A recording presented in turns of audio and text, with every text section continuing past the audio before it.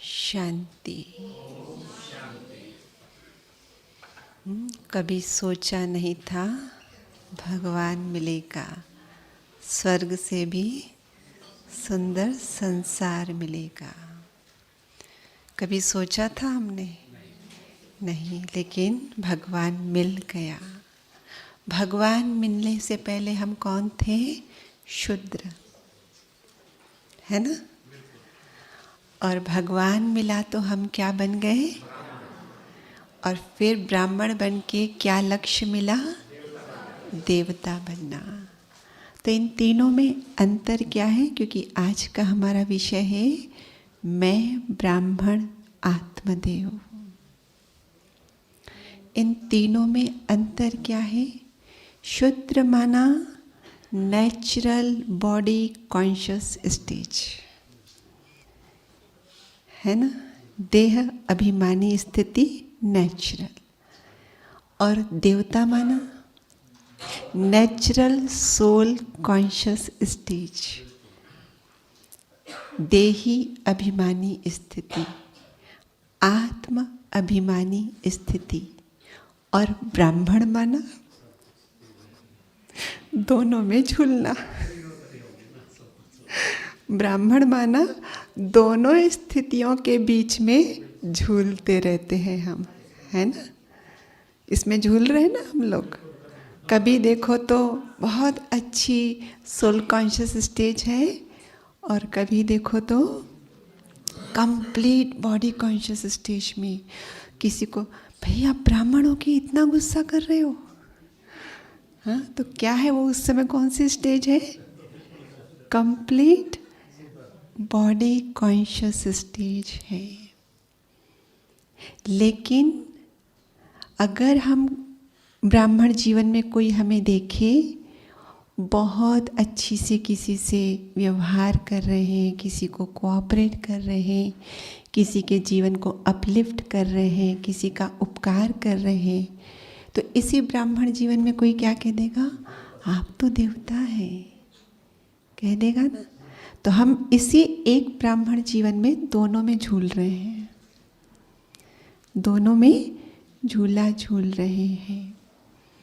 तो मैं ब्राह्मण आत्मदेव का मतलब मैं वो आत्मा हूँ जो पहले शूद्र थी, भगवान मिला, ब्राह्मण बनी, और उस भगवान ने मुझे लक्ष्य दिया कि अब मुझे इस ब्राह्मण से देवता पद तक पहुँचना है।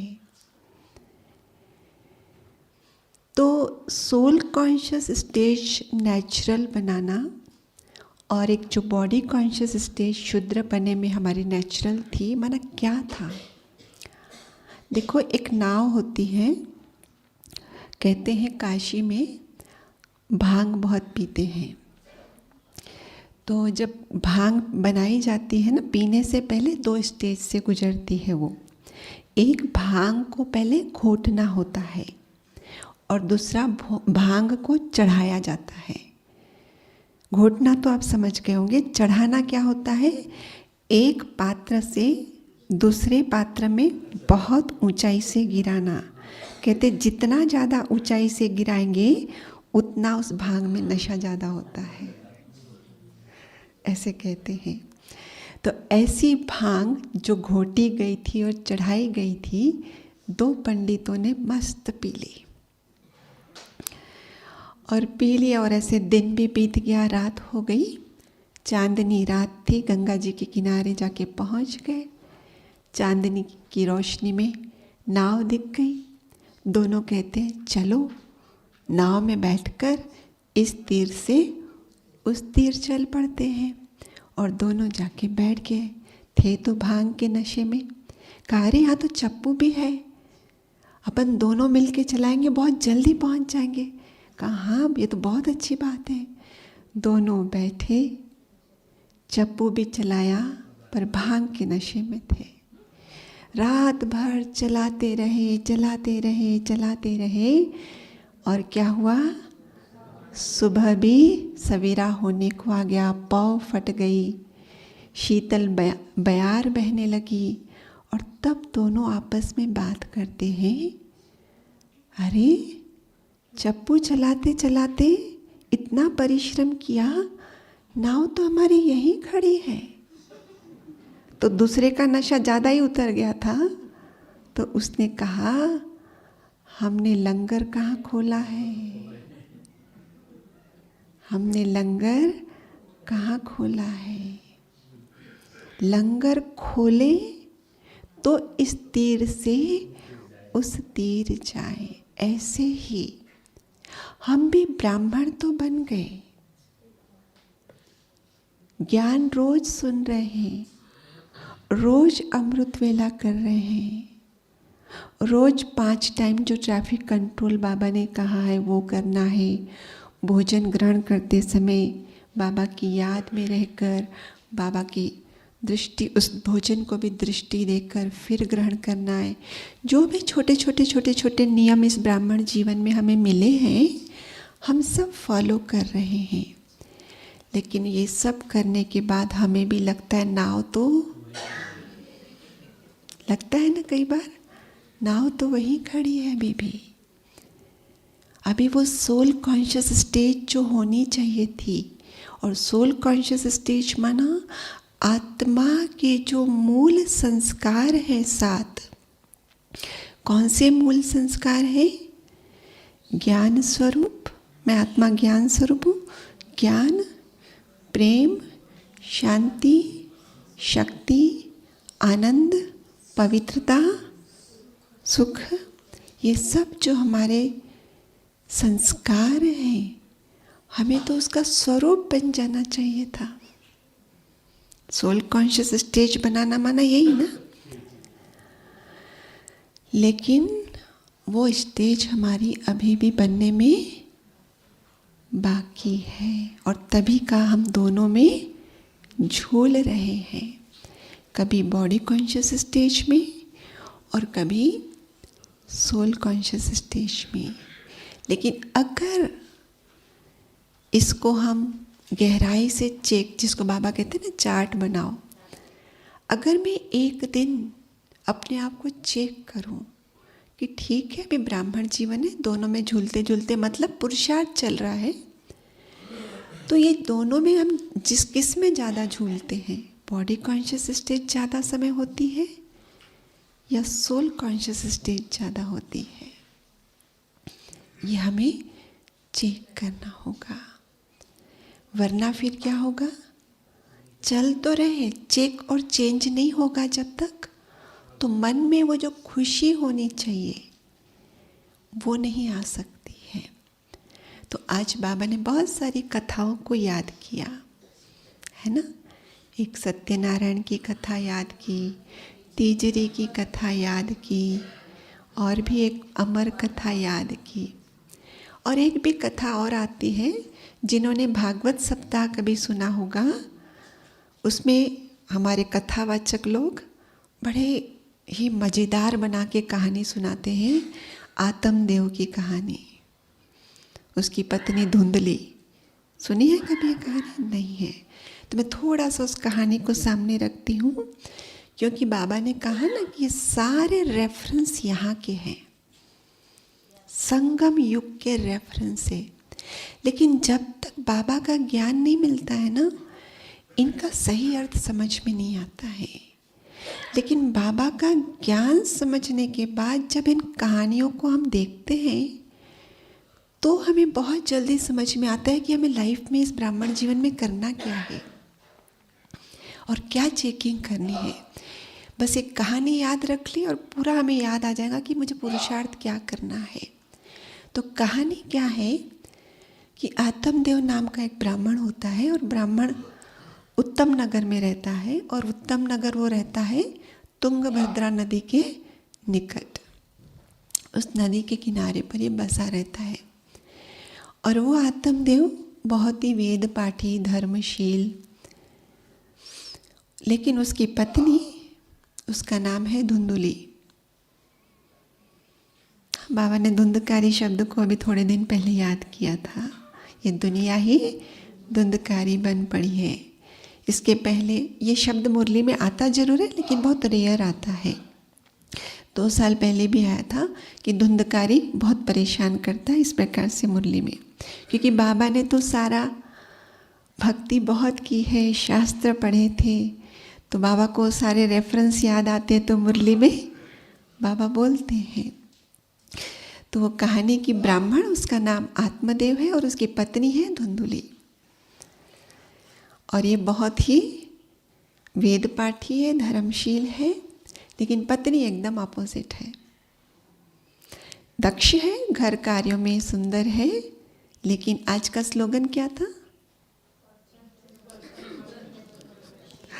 वो परचिंतन, परदर्शन और परमत में पराकाष्ठा पर पहुंची हुई थी, एक्सट्रीम, दोनों एकदम अपोजिट। अब पति पत्नी जीवन में क्या चाहते हैं? बच्चा। उम्र हो गई है 50 की, नेचुरल है, 50 की उम्र तक बच्चा नहीं होगा तो चिंता बढ़ जाती है, इसको बहुत चिंता हो जाती है। इतनी उम्र हो गई है, अभी तक बच्चा नहीं है, और सुन रखा है कि पुत्र नहीं होगा तो फिर पिंडदान कौन करेगा, फिर पितरों का मोक्ष कैसे होगा, ये चिंता उसको सताती है। और एक दिन उसको लगता है, और सिर्फ इतनी चिंता नहीं सताती है, लोगों से भी उसको ताने मिलते हैं। क्या ताने मिलते हैं? कि जो निपुत्र होते हैं, निसंतान होते हैं, उनका मुंह देखना भी अच्छा नहीं होता है। तो इस प्रकार से ताने आदि सुन के भी परेशान था। कहा या तो पुत्र मिल जाए या तो जीवन की यह लीला खत्म कर दी जाए। इस सोच से चला गया वन की ओर। वन की ओर चला गया, नदी के किनारे बैठ गया, क्योंकि धूप दोपहर हो गई थी, धूप लग रही थी, प्यास लगी, तो नदी के किनारे पानी पीने चले गया। और वहीं पर उसकी भेंट हो जाती है एक योगनिष्ठ सन्यासी से। और वो योगनिष्ठ सन्यासी इसकी दयनीय स्थिति देखकर उसको पूछता है कि क्या प्रॉब्लम है। वो कहता है, सारी कथा सुना देता है, मुझे पुत्र चाहिए। और वो योगनिष्ठ सन्यासी कहता है कि तुम्हारी माथे की रेखा पढ़कर तुम्हारे भाग्य में 7 जन्मों तक पुत्र नहीं, तुम इस जन्म की बात तो छोड़ ही दो, पुत्र तो तुम्हारे भाग्य में है ही नहीं, इस जन्म तो क्या 7 जन्मों तक नहीं है, क्योंकि मैं तुम्हारी रेखा पढ़ चुका हूँ। लेकिन इसकी जिद है, मुझे चाहिए, मुझे ज्ञान नहीं चाहिए, मैं ज्ञान लेने नहीं आया हूँ, मैं पुत्र प्राप्ति के लिए आया हूँ। और फिर उस योग निष्ठ सन्यासी ने उसकी डिमांड को देखकर उसको एक फल दिया, अभिमंत्रित करके कि तेरा इतना ही आग्रह है तो ये फल है, पत्नी को खिला देना, लेकिन क्या करना? पत्नी को खिलाना, रख नहीं देना, खिलाना। और उसको कह देना साथ में, सात्विक लाइफ स्टाइल को फॉलो करना। कौन सी लाइफ स्टाइल? सात्विक, मतलब जो कर रही थी उसका अपोजिट। खुश होकर चला गया, पत्नी को जाके सारी कहानी सुनाई, पत्नी को दिया और कहा खा लेना, खिलाया नहीं, खा लेना। और पत्नी क्या थी? जिसका नाम था धुंधुली, परमत माना अपनी ही, हर बात में अपनी ही अड़ाना, अड़ियल थी और दुविधा वाली थी। माना एक मन हाँ करेगा और एक मन ना करेगा। पति के सामने हाँ कह दिया कि अभी पहले पूजा पाठ कर लूँ, स्नान आदि कर लूँ, फिर खाऊंगी। पति को भी बहुत अच्छा लगा कि पत्नी तो बदल चुकी है, पूजा पाठ में लग गई है तो बदल चुकी है, खा लेगी। लेकिन इसने खाया नहीं, क्योंकि एक मन हाँ कहा था और ऐसे बात टरका दी। फिर बोला कौन खाएगा, 9 मास तक कौन पीड़ा सहेगा, कौन सात्विक लाइफ स्टाइल करेगा। उसका तो अपोजिट जीवन था ना, एकदम से बदल दूंगी अपनी जीवन। उसमें कितना मज़ा आता है, क्योंकि उसको तो मज़ा आता था उसमें झगड़ा आदि करने में, किसी का अकल्याण करने में। तो खाया नहीं। लेकिन क्या करे, पतिदेव पूछेंगे ना। तो कहा उसकी एक दूसरी बहन थी मृदुली, धुंधुली की बहन थी मृदुली, उसको सारी व्यथा सुनाई। उसने कहा कोई बात नहीं। और उस मृदुली को हर साल बच्चे होते थे, पर उसके पास धन की कमी थी, और इसके पास धन बहुत था, बच्चे नहीं होते थे।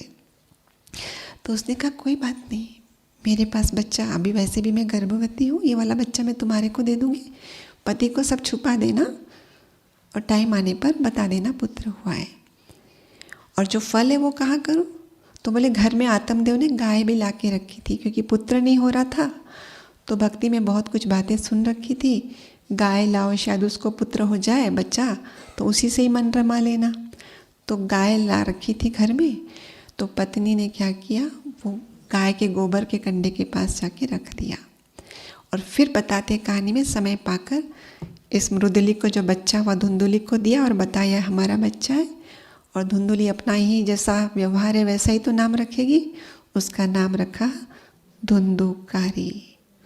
और गाय से हुआ बच्चा था, वो था हुआ है गाय का बच्चा, लेकिन दिखने में मनुष्य, सिर्फ कान उसके गाय जैसे, इसलिए उसका नाम रखा गोकर्ण। अब ये हम आते हैं अपनी बातों पे, ठीक है। ये आत्मदेव जो बच्चा नहीं हुआ है, जिसके लिए वो वन में चला गया। हम भी बाबा के ज्ञान में जब चलते हैं, जो कहा ना कि लंबा समय हो जाता है, हम नियम मर्यादाओं पे चलना आरंभ कर देते हैं, लेकिन वास्तविक जो हमें उन गुणों का स्वरूप बन जाना चाहिए, वो स्वरूप हम नहीं बनते हैं। तो अंदर में मन खाता है। इतना लंबे समय से ज्ञान मार्ग पर चल रहे हैं और गुण उतर नहीं रहे हैं, तो आजू बाजू जिनके बीच में रहते वो लोग भी तो हमें ताने मारते हैं ना, बड़े आए हैं ब्राह्मण, बातें तो बहुत अच्छी करते हैं, गुस्सा नहीं कर, और खुद तो देखो कि इतना गुस्सा करते हैं, है ना। सुनना तो पड़ता है ना हमें भी, क्योंकि हम डोल रहे हैं ना दोनों के बीच में। तो जब हमारा बॉडी कॉन्शियस स्टेज वाला व्यवहार देख लेते हैं, तो लोग हमें भी ताने तो मार ही देते हैं। तो अंदर ही अंदर हमें भी कभी एहसास होता है कि ये क्या है, इतने समय से ब्राह्मण जीवन में चलकर कुछ परिवर्तन ही नहीं आया। तब कहा वन में चले जाना, मतलब क्या हुआ? वन में चले जाने का मतलब है अंतर्मुखी हो जाना। हम क्यों समय समय पर भट्टियां रखते हैं? उसका एक मतलब होता है कि जो भी लौकिक देहिक जिम्मेदारियां हैं, कम से कम थोड़ा समय उसके लिए साइड हो जाए उससे, और टोटली अंतर मन में जाके झांके, अपनी चेकिंग करे और उस अनुसार अपने में चेंज लेकर आए। तो कहा जब हम अंतर्मुखी होते हैं, अर्थात अंतर्मुखी होना मतलब ही देह से अपना ध्यान उठाकर आत्मा पर केंद्रित करते हैं। क्योंकि बाकी सब जिम्मेदारियां के बीच में रहते हैं, तो वो करते हैं, फिर वो जिम्मेदारी खींचती है, फिर वो करते हैं, फिर वो बात याद आती है। लेकिन जब हम ऐसे भट्टियों में आते हैं, तो बाकी की जिम्मेदारियों से हम टोटली फ्री हैं। तो अंतर्मुखी होना और यहाँ के वातावरण का भी सहयोग मिलता है। तो वो सहयोग जब मिलता है, तो अंतर्मुखी होना आसान होता है, आत्म केंद्रित होना आसान होता है। और जब हम आत्म केंद्रित होते हैं, तो अंदर जो ज्ञान स्वरूप, शांत स्वरूप, प्रेम स्वरूप जो हमारे गुण हैं, उनसे हमारा साक्षात्कार होता है। ये गुण क्या है? ज्ञान स्वरूप माना क्या? बोलो। लंबे समय से चल रहे ना ब्राह्मण जीवन में, ये ज्ञान स्वरूप होना माना क्या है? हाँ, जो कहा उसने गाय लाके रखी थी, मतलब क्या किया था? असल में गाय नहीं थी वो ज्ञान की पुस्तकें, ज्ञान की यूट्यूब ये सब क्या कर रहे हो आजकल? कलेक्ट कर रहे हो, इसकी वेबसाइट, उसकी वेबसाइट, उषा बहन की क्लासेस, शीलू बहन की क्लासेस करना है तो इसको क्लिक करना, ये सब है गाय लाके रखना अपने पास। ये सब है गाय ला के रखना। पर कहा कि गाय से भी बछड़ा नहीं हुआ उसको, तो हमारा भी वही हाल हुआ है। बहुत सारा सुन लिया, इसकी क्लास उसकी क्लास, इसका चिंतन उसका चिंतन, इसकी कमेंट्री उसकी कमेंट्री, बहुत बहुत कुछ सुन लिया है। पर वो सब सुनने का लक्ष्य क्या था? जीवन में परिवर्तन, मैं देवत्व की ओर बढ़ूं, वो था। तो तब कहा अंतर्मुखी होंगे तो मेरा जो गुण है, आत्मा के जो 7 गुण है, ज्ञान स्वरूप एक ज्ञान एक गुण है, वही क्या है? वही क्या है? विवेक है। ज्ञान, हमारा जो ज्ञान स्वरूप है वो हमारा विवेक है। और लौकिक में भी कहते हैं ना, बिनु सत्संग विवेक न होई। जब तक आप सत्संग नहीं करेंगे आपका विवेक जागृत नहीं होगा। तो सत्संग माना आत्मा का संग, सत्य तो आत्मा है ना। जब तक आप आत्म केंद्रित नहीं होंगे, आत्मा का जो एक गुण है ज्ञान स्वरूप का, वो आपका जागृत नहीं होगा, वो विवेक जागृत नहीं होगा। और जब जागृत ही नहीं होगा तो बताएगा क्या आपको? बता भी नहीं सकता ना। ये जो 7 गुण है ना, ये क्या है असल में? ये 7 गुण 7 फाइल्स हैं। अभी देखो ये क्लास चल रही है, इसके पहले एक क्लास चली, इसके पहले और क्लासेस चली। भाई हमारे क्या कर रहे हैं? उसको रिकॉर्ड कर रहे हैं, ठीक है। तो वो जो रिकॉर्डिंग कर रहे हैं वो क्या शब्द रिकॉर्ड हो रहे हैं? उसमें शब्द रिकॉर्ड हो रहे, जो शब्द बोले जा रहे हैं? नहीं, क्या रिकॉर्ड हो रहा है? जब हम बोलते हैं ये पार्टिकल्स वाइब्रेट होते हैं। यहाँ पर भी पार्टिकल्स, यहाँ पर भी पार्टिकल्स, वो वाइब्रेट हो रहे हैं। एक वाइब्रेटिंग पैटर्न रेडी होता है, वो वाइब्रेटिंग पैटर्न वहाँ रिकॉर्ड होता है। देखा है ना आपने? क्या रिकॉर्ड होता है? वाइब्रेटिंग पैटर्न रिकॉर्ड होता है। और वही वाइब्रेटिंग पैटर्न जब रिकॉर्ड हो गया, उसको हमने एक नाम दे दिया, फाइल को। नाम क्या दे दिया?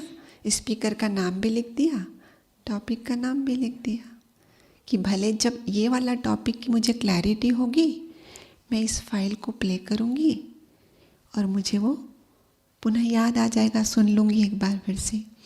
या कुछ गीतों की रिकॉर्डिंग होती है, कुछ कमेंट्रीज की रिकॉर्डिंग होती है। तो कई गीत ऐसे होते हैं कि जिनको सुनकर बहुत शांति की फीलिंग आती है। तो जब जब मुझे लगेगा कि अभी कोई ऐसा गीत बजाओ कि शांति, तो हम क्या कहेंगे? हम उस गीत को सेव करते क्या लिख देंगे? शांति। फिर हम क्या करेंगे? भैया शांति की फीलिंग चाहिए ना, वो शांति वाली फाइल प्ले करो ना। कई गीत ऐसे होते हैं कि जिनको सुनकर पैर थिरकने आरंभ हो जाते हैं, हम भी उमंग उत्साह में आ जाते हैं। तो कभी मन हो नहीं, जैसे कोई कह रहे थे गरबा करेंगे, तो उस समय कौन सा गीत बजाएंगे हम? शांति वाले बजाएंगे क्या? ऐसे ही वाले बजाएंगे ना। तो हमारे पास वो एक सेव सिस्टम जो रहता है, उसमें हम पहचान सके फटाफट कि कौन सा गीत प्ले करना है, तो हम नाम दे देते हैं उनको, ताकि ज़रूरत पड़े उस नाम को पढ़ा और वहाँ पे जाके क्लिक कर दिया। और कुछ गीत कहो या कुछ लेक्चर कहो कि जिसको सुना तो जो बातें कई बार मुझे एहसास नहीं था, वो सुन के मुझे पता चला, जिसको बोलते ज्ञान हुआ, मुझे बोध हुआ, मेरी तो आंखें खुल गई कि मैं कितने अज्ञान के अंधकार में थी। तो वो वाली ज्ञान वाली फाइल बजाई और सुनती गई और मुझे बोध होने लगा। तो अल्टीमेटली मैं क्या कहना चाह रही हूँ, ये जो हमारे 7 गुण हैं, ये क्या है? 7 गुण, ये 7 फाइल है। और ये 7 फाइल क्या है? ये 7 अलग अलग वाइब्रेटिंग पैटर्न है। ये 7 अलग अलग वाइब्रेटिंग पैटर्न्स हैं। जैसे आत्मा को कहते क्या है हम? आत्मा एक ऊर्जा है, और ऊर्जा का काम क्या होता है? वाइब्रेट होना ही तो ऊर्जा का स्वभाव है। और जब हम कहते हैं कि आत्मा का स्वभाव है शांति, प्रेम, खुशी, जो 7 गुण है, इसका मतलब आत्मा जो ऊर्जा है, जिसका स्वभाव है वाइब्रेट होना, वो इन 7 पैटर्न में अपने आप, उसका ये स्वभाव है कि इन 7 पैटर्न में वो वाइब्रेट होती है। डिफ़ॉल्ट, बाय डिफ़ॉल्ट वो अपने आप इस 7 पैटर्न में वाइब्रेट होती है। अर्थात कि ये वाले पैटर्न में जब वाइब्रेट होती है तो शांति का एहसास मिलता है। एक दूसरे पैटर्न में वाइब्रेट होती है तो खुशी का एहसास होता है। एक तीसरे तरीके से वाइब्रेट होती है तो ज्ञान की अंडरस्टैंडिंग आती है। उसको ही कहा विवेक। तो हम अभी अंतर्मुखी हुए ही नहीं है, आत्मा के गुणों पर अपना ध्यान टिकाया ही नहीं है, मतलब उस फाइल को प्ले ही नहीं किया है, तो अंदर की आवाज़ आएगी कहाँ से? फाइल प्ले करेंगे तो आवाज़ आती है ना, कानों में पड़ती है ना। अभी आंतरिक फाइलें हैं जो आंतरिक कानों से सुनेंगे, लेकिन अगर अंतर्मुखी हो तब कहा कि वो आत्मदेव वन में चला गया। नदी के किनारे का मतलब क्या है? आत्मा क्या है? एक ऊर्जा है, एक ज्योति का प्रवाह ही तो है ना। हम कहते हैं ना प्रकाश पुंज, तो प्रकाश की किरणें फैल रही हैं। उस नदी में क्या हो रहा है? पानी की लहरें निकल रही है, और इस नदी से क्या हो रहा है? प्रकाश की लहरें। तो तब कहा ये तुंगभद्रा नदी के किनारे ये नगर बसा हुआ है। चाहे इसको उत्तम नगर कहो, चाहे इसको अनुपम नगर कहो, इस नगर में आत्मदेव रहता है। और जब ये आत्मदेव इसके निकट पहुंचा, नदी में गया, वन में गया, अंतर्मुखी हुआ, नदी के निकट पहुंचा, आत्म केंद्रित हुआ, और योगनिष्ठ सन्यासी से मुलाकात हुई, विवेक से मुलाकात हुई। अंतरात्मा आवाज दे रही है, ज्ञान दे रही है, उसको हम सुने। क्यों मुख के मौन की आवश्यकता है? क्यों मन के मौन की आवश्यकता है? ये सपोज घर है, ये घर की दहलीज है। घर की दहलीज के इधर घर का आंतरिक हिस्सा, और ये घर की दहलीज के बाहर की दुनिया। कभी कभी हम खड़े हो जाते हैं ना घर के बरामदे में, गाड़ियाँ गुजरती हैं, लोग जाते हैं, रौनक देखते हैं ना कभी कभी। तो समझो घर की दहलीज पर आप खड़े हो, तो घर की दहलीज पर खड़े होकर आपका मुख बाहर की ओर फेस कर रहा है, तो आप बाहर आने जाने वाले लोगों को देख सकते हो, भीतर रहने वाले लोगों को नहीं देख सकते हो। आप घर की दहलीज पर बाहर खड़े होकर बाहर वाले लोगों से बात कर रहे हो। घर के अंदर से भी कोई आपको आवाज लगा रहा है, अंदर वाले की आवाज धीमी है, बाहर वाले की आवाज तेज है। आपको किसकी सुनाई पड़ेगी? अंदर वाले की। तो मन का मौन क्यों करना है? अंदर जाए आवाज, मन की आवाज कितनी है, मुख की आवाज भी कितनी है। जब ये चुप हो तो अंदर जो विवेक धीरे से बोल रहा है सुन सके ना हम, तभी तो सुन सकेंगे। और इसीलिए जब आप आए तो आपको कहा गया, हाँ बेशक संपूर्ण मौन पॉसिबल नहीं है, लेकिन जितना ज़्यादा हो सके उतना मौन धारण करें, मुख का भी और मन का भी। तभी अंतर्मुखी होंगे। मन की आवाज़, मुख का मौन मना, मन की आवाज़ मतलब निगेटिव, मतलब देह से संबंधित। अब मन की आवाज़ मतलब मन पूरा चुप नहीं होगा, लेकिन चुप किससे होगा? ये बाहर की दुनिया, देह और देह की इंद्रियों से संबंधित जो दुनिया की बातें हैं उनसे चुप करना, वो वाले ख्यालात बंद। तभी तो हम घर के जहाँ रहते हैं वहाँ की सारी रिस्पॉन्सिबिलिटीज़ को एक साइड रख के यहाँ आए हैं ना, कि वो रिस्पॉन्सिबिलिटीज़ थोड़े समय के लिए मुझे उससे फ्री रहना है, मुझे अंतर की यात्रा करना है, मुझे अंतर जगत में प्रवेश करना है। तो जब हम ये देह और देह की इंद्रियों से संबंधित जो भी जिम्मेदारियां हैं, जो भी बातें हैं, उनसे अपने आप मन को रोक कर अंदर की दुनिया से संबंधित मन में संकल्प उठाएंगे, अंदर जाके केंद्रित होंगे, तो वो विवेक की आवाज़ सुनाई देगी। वो शांति की फाइल प्ले करेंगे तो शांति के रूप में जो वाइब्रेटिंग पैटर्न होगा वो मुझे शांति का एहसास देगा। वो खुशी वाली फाइल को प्ले करेंगे तो खुशी की वो वाइब्रेशन होते ही मैं खुशी का अनुभव करूँगी। वो शक्ति की फाइल प्ले करेंगे तो शक्ति का अनुभव करेंगे। तो ये है अंतर्मुखी होके अपने विवेक को, अपने गुणों को जागृत करना। और तब कहा बच्चे की तलाश थी ना उसको। दादी जान की हमेशा क्या कहती थी, लोग मुझे पूछते हैं आपने विवाह किया है, तो मैं हाँ कहती हूँ। किससे? तो क्या कहती है दादी? शिव बाबा से। बच्चे हैं? कहती हाँ। कौन है? तो गुण ही तो हमारे बच्चे हैं, गुण ही तो हमारे बच्चे हैं ना।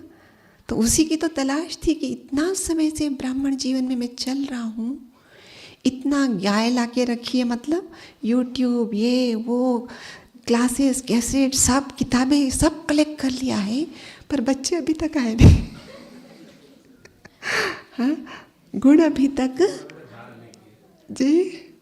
हाँ, तो फिर उस कहानी में जैसे कहा ना कि वहाँ से उसको फल मिला है, तो फल क्या दिया?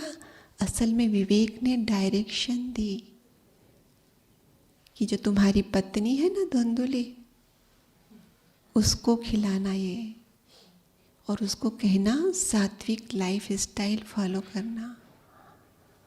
तो धुंधुली बुद्धि का मतलब क्या होता है? वो बुद्धि, ये धुंधुली जो पत्नी थी वो हमारी बुद्धि है। उसके ऊपर धुंध चढ़ी, आज वही था ना स्लोगन में, पर चिंतन ही तो करती थी वो, प्रदर्शन में लगी थी, परमत पे चलती थी, तो सारी धूल जमी हुई थी। और ऐसी बुद्धि जिसके ऊपर धूल चढ़ी हुई हो, वो आत्मा पर कैसे ध्यान केंद्रित करेगी? तभी देखो कई बार हमारे भाई बहनें यही शिकायत करते हैं कि बहन जी योग में क्या करना है, स्वयं को आत्मा रूप में कैसे देखना है? कहते ज्योति देखो, वो ज्योति मुझे दिखती नहीं है। तो अगर बुद्धि के ऊपर धूल चढ़ी है, बुद्धि को आँख कहते हैं ना हम, ये आँख पर धूल चढ़ी है तो जो चीज़ जैसी है वैसी दिखाई देगी। तो बुद्धि भी तो क्या है? आँख ही है ना। अब वो धुंधुली बन पड़ी है, धूल चढ़ी हुई है उसके ऊपर, काहे की खूब परचिंतन किए जा रहे हैं, खूब प्रदर्शन किए जा रहे हैं, खूब परमत पे चल रहे हैं, तो परोपकार तो होता ही नहीं। होता क्या है? अपकार। तो एक तो अपने रीति से भी धूल चढ़ा दी, फिर जिनका अपकार करेंगे उनकी जो वाइब्रेशन आएगी वो धूल वाली तो होगी। धूल वाली वाइब्रेशन भेजेंगे वो कि फ्रेश वाली भेजेंगे? तो धूल के ऊपर धूल चढ़ती गई, तो कहा बुद्धि धुंधुली थी उसकी। तब उसको कहा उसको खिलाना, पर उसने गलती की, खिलाया नहीं, सिर्फ दे दिया। हम भी यही गलती करते। बाबा ने जो ज्ञान दिया, हर रोज हम प्रतिदिन मुरली सुनते हैं, कापियों में नोट तो कर लेते हैं, यहाँ नोट नहीं हो पाता है, यहाँ धारण बुद्धि नहीं कर पाती है। और जब यहाँ धारण नहीं हो रहा है तो बुद्धि की धूल उतरे कैसे? और जब बुद्धि की धूल ही नहीं उतरी, बुद्धि सोने का बर्तन ही नहीं बनी है, बुद्धि की आँख स्वच्छ हुई ही नहीं है, तो वो ज्योति और वो ज्योति क्लियर उसका विजुअलाइजेशन होगा कैसे? नहीं हो सकता है। और उसके लिए फिर कहा कि सात्विक लाइफ स्टाइल फॉलो करने के लिए कहना। तो कई बार हम सात्विक लाइफ स्टाइल फॉलो करते करते भी कहीं कहीं बार चूक जाते हैं। कैसे चूकते हैं? कि हम प्याज लहसुन नहीं खाते, तो हमें बाहर का नहीं खाना है, ठीक है। लेकिन प्याज लहसुन छोड़ के हम सब कुछ खा सकते हैं। तो दुनिया में जो बहुत अच्छी अच्छी डिशेस बनती है, हम वो सीखना शुरू कर देते हैं, वो भी बनाते हैं, फिर उन्हीं जालों में हम, तो सात्विक लाइफ स्टाइल से थोड़ा क्या हो जाता है, हमारा डाउन तो हो ही जाता है ना, हमारा भी थोड़ा पिज्ज़ा बर्गर ये वो। हाँ, आज क्या पता चला जब ये कोरोना चला, तो ये सब इम्यूनिटी डाउन करते हैं, टेस्ट जरूर देते हैं। ये तो मैंने सिर्फ छोटा सा एग्जाम्पल दिया, ऐसे बहुत लेवल पे। जैसे कभी समझो गुस्सा कर लिया, अंदर में विवेक ने कह भी दिया कि ठीक नहीं किया, फिर हम क्या करेंगे, देखा है महारथियों को भी करते हुए। हम तो अभी के आए हुए हैं, और हम तो कोई ऐसी पोजीशन वाले भी नहीं, हमने किया तो कौन सी बड़ी बात है। मतलब अपने ही हाथों से अपनी ही सात्विक लाइफ स्टाइल का जो एक दृढ़ संकल्प लिया था, उसका ग्रेड कम कर देते हैं। और तब कहा कि जब बुद्धि ने वो विवेक का डायरेक्शन फॉलो ही नहीं किया, तो उसके घर में बच्चे सुख शांति कैसे आ सकते हैं। फिर उसके घर में तो धुंधुकारी ही आएगा ना। उसके घर में धुंधुकारी का मतलब क्या, हाँ, उसमें बताते हैं धुंधुकारी 5 वेश्याओं के जाल में फंसा था। 5 वेश्याएं क्या होती है, ये 5 इंद्रियां, क्योंकि इन 5 इंद्रियों, जो 5 ज्ञानेंद्रियां, उसके माध्यम से मन जानकारियां हासिल करता है। आँख देखने के लिए है, परंतु अगर मन आँख से कनेक्टेड नहीं है तो देख नहीं पाते, नहीं होता है ना। कान सुनने के लिए, आवाज आ रही, पर मेरा मन नहीं है उस तरफ, तो बोला क्या कुछ पता ही नहीं। तो मन कनेक्टेड है इन 5 इंद्रियों से। तब कहा ये धुंधुकारी 5 वेश्याओं के जाल में फंसा था, ये मन है धुंधुकारी। और धुंधुली है माँ। तो जैसे हम कहते हैं ना, जैसे होंगे माँ बाप वैसे होंगे बच्चे। अब माँ धुंधुली ही ऐसी है तो बच्चा कैसा निकलेगा। और इसीलिए मन को ठीक करने से पहले बुद्धि को ठीक करना बहुत जरूरी। और इसीलिए बार बार इस भट्टी में आपने देखा होगा पवित्रता की कितनी क्लासेस मिल गई। आप कहेंगे क्यों पवित्रता ही क्यों बार बार दे रहे हैं, but that is the main thing. क्योंकि क्या भट्टी का उद्देश्य है, संस्कारों का परिवर्तन। कहाँ से, अपवित्र संस्कारों से पवित्र संस्कारों की ओर बढ़ना। जब कलयुगी संस्कार से दैवी संस्कार जाना, मतलब ही पतित संस्कारों को छोड़कर पावन संस्कारों को जीवन में लाना है। जब लक्ष्य ही पावन बनने का है तो उस पवित्रता की ही तो गुह्यता मालूम होनी चाहिए। और इसीलिए बार बार आपकी क्लासेस में वही घूम रहा है, पवित्रता पवित्रता पवित्रता। कि बुद्धि को पहले पवित्र करेंगे तो बुद्धि का जो बच्चा मन है वो भी सुमन हो जाएगा ना, वो भी सुमन हो। क्योंकि माँ ही तो डायरेक्शन देती है बच्चे को। माँ को डायरेक्शन देता है पिता, पिता से डायरेक्शन माँ को मिला और माँ ने फिर, अब विवेक से तो इसका कोई मेल जोल ही नहीं है, बुद्धि का फल तो खाया ही नहीं ना, विवेक का डायरेक्शन। तो बुद्धि अंतर्मुखी नहीं हो पा रही, विवेक से कनेक्शन ही नहीं रख रही है। तो फिर तो बच्चा तो ऐसे ही आएगा ना, धुंध मचाने वाला। और फिर हम ज़्यादा समय क्या रहेंगे, बॉडी कॉन्शियस रहेंगे, सोल कॉन्शियस रहेंगे। हम ज़्यादा समय बॉडी कॉन्शियस रहेंगे। तो जो हमारा लक्ष्य है, देवता माना नेचुरल सोल कॉन्शियस स्टेज। और अगर ज़्यादा समय हम बॉडी कॉन्शियस रहते तो नेचुरल बनेगी कब फिर सोल कॉन्शियस स्टेज? नहीं बन सकती है नेचुरल फिर। और इसीलिए बार बार क्या करना है, हमें बुद्धि को, मन से पहले बुद्धि को विवेक की तरफ खींचना है, अंदर की तरफ लेके जाना है, बाह्य मुक्ता से अंतर्मुखी होना है। तो बहुत बहुत सौभाग्यशाली है आप कि कोरोना के नाम पर भट्टियों का आयोजन हुआ और उसमें आपका भी नंबर लगा, तो आपने इसका फ़ायदा लिया। परंतु हर बार तो नहीं आ सकते। क्या साल में सिर्फ 3 दिन ही अंतर्मुखी होना है? नहीं, यहाँ से जाने के बाद भी बीच बीच में हम स्वयं ही स्वयं के लिए भट्टी करें, अपने लिए ही टाइम टेबल बना के कि अब आज का ये संडे का दिन व्हाटएवर जो भी आपके हिसाब से, आज मुझे अंदर जाके अपनी चेकिंग करनी है, चेंज लाना है। ये तो एक सिर्फ सिंपल था आपका, लेकिन अब जाने के बाद ये कंटिन्यूअस अपने आप अपना प्रोग्राम बनाना है, तब जाके नेचुरल सोल कॉन्शियस स्टेज बनेगी। और हम क्या कहते हैं, बाबा हमें 21 जन्मों का वर्षा देने आया है, सुख शांति का वर्षा 21 जन्मों के लिए। लेकिन जब हम सतयुग के जन्म और त्रेता के जन्मों को जोड़ते हैं तो वो तो 20 ही हो रहे हैं।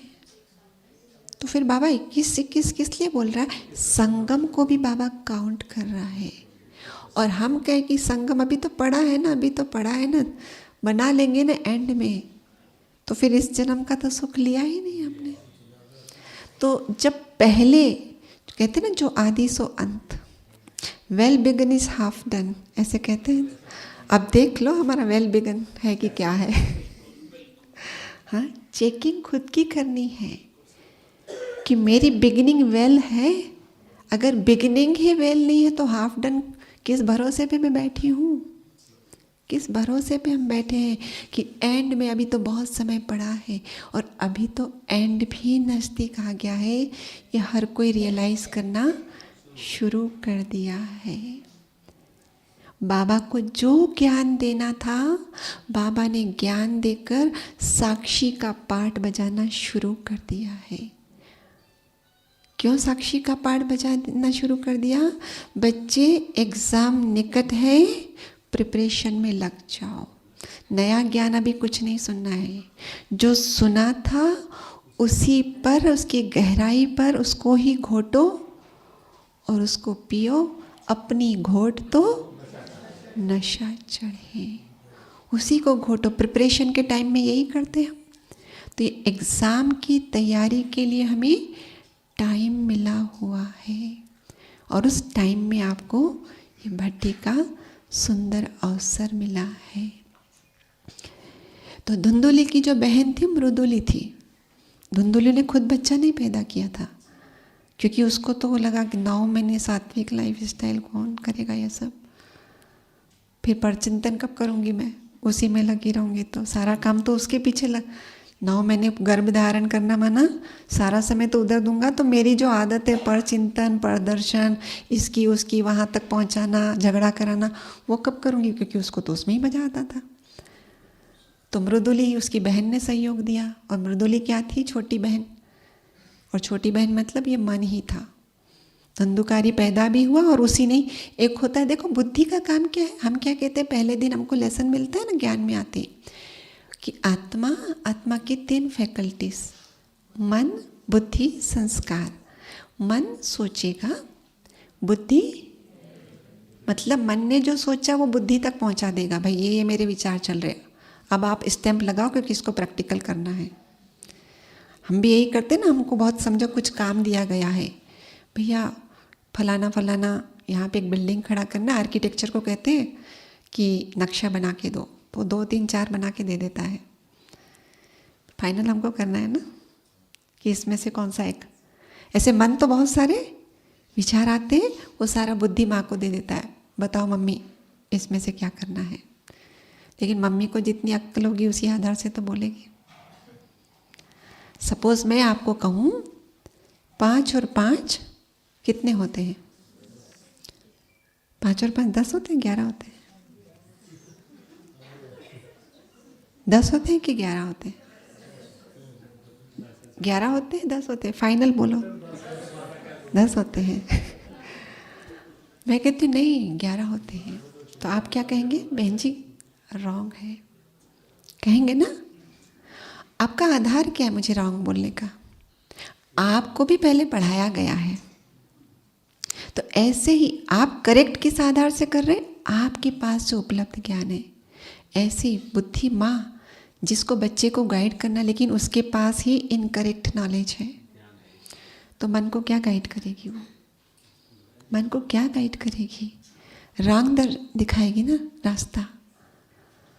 तो उस मन ने, और फिर कई बार आपने देखा होगा, क्योंकि फिर मन क्या करता है, मन बार बार उसके सामने ओवरलोड हो जाता है ना। मन के पास कितने विचार आते दिन भर में? सुना है ना, हजारों की संख्या में सुनाते हैं ना, लेसन्स जब कराते हैं हजारों की संख्या में। अब ये सारा लोड किसके पास जा रहा है? ओवरलोड नहीं हो रही है? थकेगी या नहीं होगी? तो शक्ति कम होगी या नहीं होगी? तो थक गई है, शक्तिहीन हो गई है। ऐसे में मन उस पर भारी हो जाता है। ऐसे में मन भारी पड़ता है बुद्धि के, और वो जो काम बुद्धि को करना था, निर्णय देने का, मन उसको निर्णय देता है ऐसा करो। तब का मृदुली ने कहा ऐसा करो, उसने मान लिया। ये मन ही मृदुली का रूप लिया और मन ही बाद में धुंधुकारी का रूप लिया। तो मन हावी हो जा रहा है किस पे? बुद्धि पर। तो इसलिए ज्ञान को बहुत सुने तो जरूर, पर उसको घोटना मेरा काम है। सिर्फ सुनने से बात नहीं बनेगी। गाय कितनी भी पाल लो, हाँ, बछड़ा नहीं देगी वो। खुद को ही घोटना है ज्ञान को। और फिर बताते हैं कि आत्मदेव जो बच्चे की तलाश में था, फल लेकर आया, उसको योगनिष्ठ सन्यासी ने पहले कह दिया था कि 7 जन्म तक तो, और इसलिए बहुत अच्छी बात है, तो बच्चे की इसमें जा मत, तो अभी से अपनी तपस्या में लग जा, इसको भाग्य समझ, नहीं तो सारा समय उसमें चला जाएगा। तब कहा नहीं, मुझे ज्ञान मत सुनाओ, मुझे तो बच्चा चाहिए। वही आत्मदेव जो बच्चे की तलाश में वो सब किया, आज दुखी हो गया धुंधुकारी को पाके। मतलब आत्मा अब ऐसे मन से परेशान हो गई है। हम यही कहते ना, भाई जी क्या करूं, मेरे मन में इतने पर ऐसे ऐसे थॉट आते हैं, इसको रोक नहीं पाता हूं मैं। तो वो परेशान आत्मदेव होके, इस धुंधुकारी ने, मन ने इतना सताया पिता को, पिता की सारी प्रॉपर्टी हड़प ली, मतलब खत्म कर डाली। अर्थात जो कुछ थोड़ी बहुत आत्मा में शक्ति थी वो भी ड्रेन हो गई। तो उस समय, हाँ, हमारी बहनें ज्ञान सुनाती है ना सबको, तो क्या होता है, बाबा ने भी कहा हुआ है, आप अपना काम करते चलो। वो जब उनके जीवन में परिस्थिति आएगी ना, तब याद करेंगे उस बहन ने मुझे ज्ञान दिया था, उस समय वो काम याद आता है। ऐसे ही आत्मदेव को उस समय याद आया, सच में मुझे उस योगनिष्ठ सन्यासी ने कहा था बच्चे की चाहना में मत जा, और उस समय उसको वैराग्य जागता है। उस मन जब इतना ज़्यादा परेशान करता है, और तब कहा कि गाय को फल खिलाया तो गोकर्ण पैदा हुआ। गोकर्ण मतलब क्या? गो माना इंद्रिय। तो कर्ण रूपी इंद्रिय से जो ज्ञान सुना था, उस समय जागृत हुआ कि सच कहा था उसने, मतलब अंतरात्मा ने, विवेक ने मुझे सच कहा था कि तुम क्या करो, बाह्य दुनिया से दूर अंतर्मुखी हो जाओ, अंतर जगत में आ जाओ। और तब वो अंतर्मुखी ज़्यादा हुआ, अर्थात मन और बुद्धि से अपना ध्यान हटा दिया, अर्थात आत्म केंद्रित किया। और फिर ये माँ बेटे रह गए घर में, पिता तो चला गया, मतलब अंतर्मुखी हो गया। अब इन दोनों की, माँ को ज़्यादा परेशान करने लग गया अभी माना बुद्धि को मन बहुत परेशान कर रहा है अभी, तो बुद्धि भी आखिर थक के, उसमें कहानी में आता है कुएं में खत्म हो गई। और कुएं में खत्म हो, इसका अर्थ क्या है? हम क्या बताते हैं, संस्कार कैसे बनते हैं? मन बार बार हम जो कार्य बार बार करते हैं वो एक समय के बाद संस्कार, और जो चीज़ संस्कार बन गई का मतलब क्या होता है? अब संस्कार बन जाने के बाद अब वो चीज़ जब सामने आएगी, मन संकल्प नहीं उठाएगा, और जब मन संकल्प नहीं उठाएगा तो बुद्धि का तो रोल खत्म। ये है कि बुद्धि कुएं में कूद गई, कि बुद्धि का रोल ही खत्म कर डाला। इतने बाह्य जगत के इंद्रिय सुखों वाले संस्कार, पर चिंतन, पर दर्शन, पर मत वाले संस्कारों की जड़ें इतनी गहरी हो गई कि बुद्धि का रोल ही खत्म। और तब मन पूरी तरह से इंद्रियों के जाल में फंस गया। उसको बताया कि 5 वेश्याएं, फिर माँ भी चली गई तो घर में हो गया अकेला, तो घर में ही लेके आया वेश्याओं को, बोला उसने। पहले तो कम से कम बाहर जाके, नहीं ऐसे होता है, बोलते हैं ना कि घर में नहीं पीता हूँ, बाहर पीता हूँ, घर में नहीं खाता हूँ, बाहर खाता हूँ, क्योंकि घर में बाकी लोगों को पसंद नहीं। लेकिन जिनको पसंद नहीं अभी वो है ही नहीं घर में, तो घर तो मेरा ही राज्य है अभी। अब बुद्धि तो कुछ बोलती ही नहीं है। तो पहले तो फिर भी था कि ये बातें पहले बुद्धि के सामने रखनी है, बुद्धि स्टैंप लगाए तब आगे बढ़ूँ, अभी तो रोल ही नहीं है, मेरा ही राज्य है। तो इंद्रिय सुखों में डूब गया। तो इंद्रिय सुखों में जब डूबे, आसक्ति में पड़े, तो इंद्रियों ने भी जवाब दे दिया। उसमें आता है कि वेश्याओं ने उसको ही खत्म कर दिया। तो आज भी हम क्या देखते हैं, कितने सारे किस्से सुनने में आते, मोबाइल सारा दिन पड़े रहे, इंटरनेट, डिप्रेशन में जा रहे हैं लोग। जिस मोबाइल के नाम पर, जिस खान पान के नाम पर, जिस पार्टियों के नाम पर सारा समय उसमें लगे रहे, मशगूल रहे, आज उन्हीं बातों के कारण मन में डिप्रेशन है, आत्महत्या करने का ख्याल आ रहा है। ये है कि फिर वैश्याओं ने ही उसको खत्म कर दिया। मन भी आत्महत्या तक आ गया। और तब आत्महत्या करना माना प्रेत, उसमें बताते फिर वो प्रेत बन गया। और ऐसे समय पर उसके भाई की, अभी वो भाई हो गया ना गोकर्ण, तो उसका विवेक, तो उसको भाई की याद आती है, भाई की याद आती है माना। और उसको लगता है अभी भाई मतलब ज्ञान सुनकर ही अभी कल्याण होगा, अब सब कुछ कर लिया, बस ये जो रह गया था। तो मतलब वो रियलाइजेशन आती है उसको कि ज्ञान ही एकमात्र उपाय है जीवन में सच्चे सुख शांति को अनुभव करने का। तब वो प्रेत रूप में बताते अपने भाई के पास आता है, गोकर्ण के पास। वो भाई तो उसके नाम पर जब उसको पता चला उस भाई को कि वो मर गया है, वो भी तो ज्ञानी था, तो उसका गया में श्राद्ध कर लिया। और ये जब घर में आया, उस कहानी में ऐसा आता है, तो प्रेत के रूप में उसके सामने खड़ा है, प्रत्यक्ष नहीं दिख रहा है। उसने मंत्र छिड़क के, जल छिड़क के तू सामने आ, और सामने आया तो फिर उससे बात की। बोले मैंने तो तुम्हारा श्राद्ध कर लिया था, तुम्हारे को मुक्ति नहीं। कहता है मैंने इतने इतने पाप किए, इतना इतना भ्रष्टाचार किया, वो गया श्राद्ध से नहीं होने वाला है, तुमको इसके लिए मुझे कुछ और उपाय करना पड़ेगा। तब कहते हैं कि भागवत सप्ताह का आयोजन किया उसके मुक्ति के लिए। और वो जो प्रेतात्मा बन चुकी थी धुंधकारी मन, 7 गांठ वाले बांस दिखाते, गन्ने का बांस रखते हैं, उसमें बैठा कथा श्रवण किया। जैसे जैसे एक दिन का कथा श्रवण करता था, बांस की 1 गांठ फूटती थी, दूसरे दिन दूसरी, ऐसे 7वें दिन में 7 गांठें फूटी। और वो धुंधकारी जो प्रेत के रूप में था, वो गोल्डन चमकता हुआ दिवात्मा के रूप में सामने आया। जय जयकार हुई।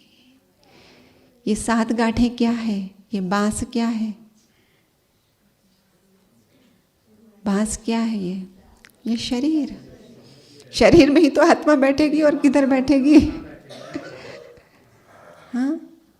और कहते हैं ये जो बिल्लस होती है ना, ये जो बिल्लस, ये और ये जो दूरी, ये हर एक का शरीर जो होता है ना, उसकी लंबाई 7 बिल्लस होती है। हर एक की अपनी अपनी बिल्लस की वो होती है लंबाई, है ना, छोटे बड़े हाथ। तो हमने सचमुच करेक्ट ऐसे देखा, स्केल में नापा ऐसे, तो मेरी बिल्लस 9 इंच बैठती थी। और वैसे मेरी हाइट अगर पूछे तो 5.2 होती है। तो मैंने कहा देखो बराबर आता है क्या, सचमुच हाँ, मेरी 7 बिल्लस और मेरी हाइट बराबर। और उसमें 7 गांठें क्या थी कि 5 इंद्रियां और मन और बुद्धि, इन सातों ने मिलकर जो ओरिजिनल 7 संस्कार थे हमारे, जिनका रूप बिगाड़ा। शांति से हम कहाँ आए, अशांति में। सुख से हम कहाँ आए, दुख में। शक्ति से हम कहाँ पहुँच गए, अशक्ति में आ गए, कमजोरी में। ज्ञान से हम कहाँ आ गए, मतलब क्या हुआ, गांठें पड़ी ना, गांठें पड़ी ना। जो वाइब्रेटिंग पैटर्न है उसको बिगाड़ा। वाइब्रेटिंग पैटर्न था शांति क्रिएट करने वाला, लेकिन उसको बिगाड़ा तो वो अभी वही आवाज़ क्या दे रहा है। सुना होगा ना कई बार कि कैसेट बज रही है लेकिन बैटरी डाउन हो रही है। वो सुरीला संगीत किस में बदल जाता है, बदल जाता है। मतलब क्या हुआ, उसमें वाइब्रेटिंग पैटर्न बिगड़ गया। उसको ही तो विकृति बोलते हैं, उसको ही तो विकार बोलते हैं। तो ये काम क्रोध लोभ मोह अहंकार सब क्या विकार ही तो है ना, इसको ही गांठें कहा। तो पुनः फिर कहा कि मन लगाकर, मना रियलाइजेशन के साथ, पूरा रियलाइजेशन हुआ, पूरा मन में प्रायश्चित भाव जागा कि मैंने जो कुछ किया आज तक जीवन में, इतना परचिंतन परदर्शन, न जाने किसको दुखी किया है, किसका लूटा है, किसका क्या किया है, आज उसके कारण मेरी ये दशा है। और रियल में अंदर में प्रायश्चित और उस ज्ञान से विवेक से फिर जुड़ जाने का वो दृढ़ संकल्प, और उसके आधार से पुनः ज्ञान की पहले लेसन से अपने आप को, बाबा जिसको मुरली में बार बार कहते, कोर्स पूरा हुआ, अभी फोर्स का कोर्स की ज़रूरत है। नया कोर्स नहीं, कोर्स वही रहेगा अभी भी, लेकिन अभी फोर्स उसकी एक एक गहराई में मैं उतरूं, एक एक गहराई में उतरूं। तब कहा कि वो उसका क्या हुआ, उद्धार हुआ।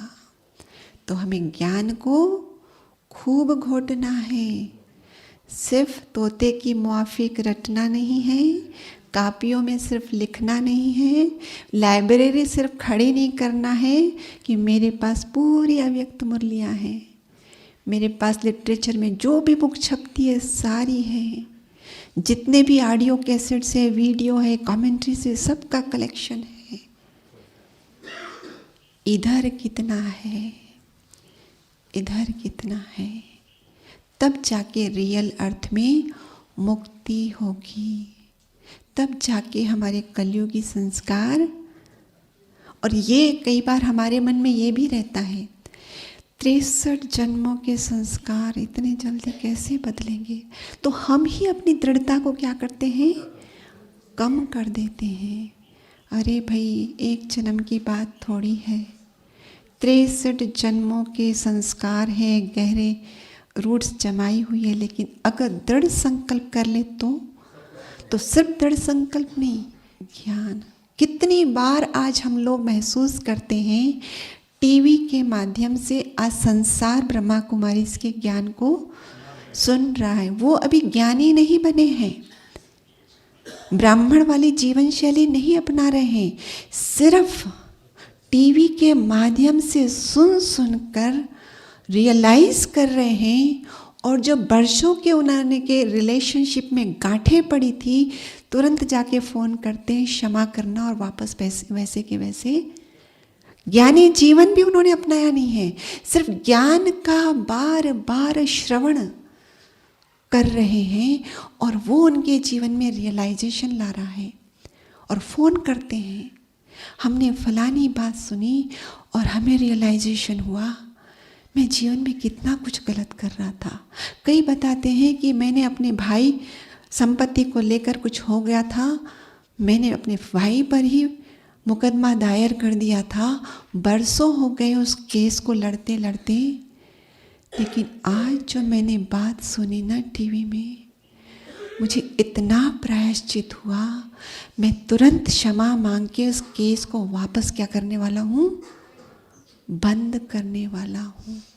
इस केस में इस करोड़ों की संपत्ति मुझे नहीं चाहिए। मेरे जीवन का सुख चैन हराम हो गया है।